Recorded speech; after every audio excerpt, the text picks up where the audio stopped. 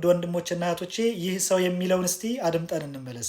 ኢብኑ ተይሚያ የሚባለው في كتابه المنهاج منهاج በሚባለው ኪታቡ ላይ የኢማሙ አልይን ረዲየላሁ ዐንሁ ሙስሊም መሆን قبل الهجرة ያሻክካል والعياذ بالله تعالى بل በሌላ ኪታቡ ስለ ኢማሙ አልይ ረዲየላሁ ዐንሁ ይህ ሰው ምን ይላል?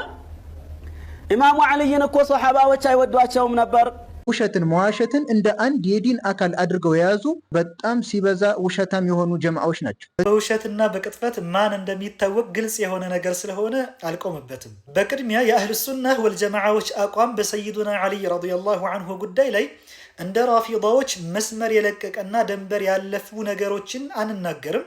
እንደ ነዋሲቦችም ደግሞ ሰይዱና አልይን ረዲየላሁ ዐንሁ አናረካክስም። ኢብኑ ተይሚያህ ሚንሃጁ ሱነቲ ነበዊያህ የተሰኘ መጽሐፉን ያዘጋጀው ኢብኑል ሙጠሂር አልሒልይ በተባለው ራፊዳዎች መካከል አንዱ የሆነው በሰይዱና አልይ ረዲየላሁ ዐንሁ ላይ ደንበር ካለፉት መካከል በሆነው ሰው ላይ ረድ ወይም መልስ እሰጣለሁ ብሎ ነበረ።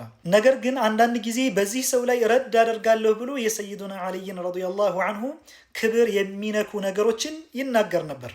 አልሓፊዝ ኢብኑ ሐጀር ሊሳኑል ሚዛን በተሰኘ ኪታባቸው ቅጽ 7 ከ319 እስከ 320 ባለው ምን ይላሉ?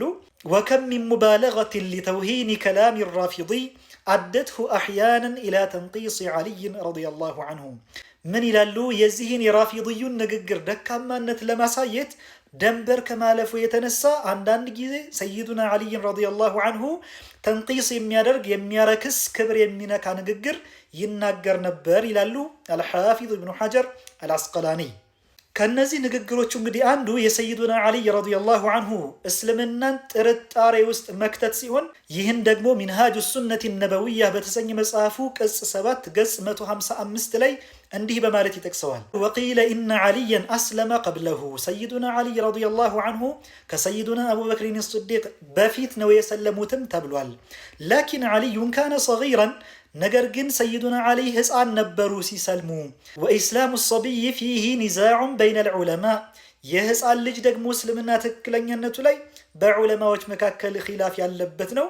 የሰይዱና አልይ ረዲየላሁ ዐንሁ እስልምናም ኺላፍ ያለበት ይሆናል ይለናል። የዚህን ንግግሩን አረዳድ ደግሞ ከራሳችን እንዲሁ ዝም ብለን ያመነጨ ነው ሳይሆን አልሓፊዝ ኢብኑ ሐጀር አልአስቀላኒ አዱረሩል ካሚና በተሰኘ ኪታባቸው ቅጽ 1 ገጽ 181 ላይ ምን ይላሉ?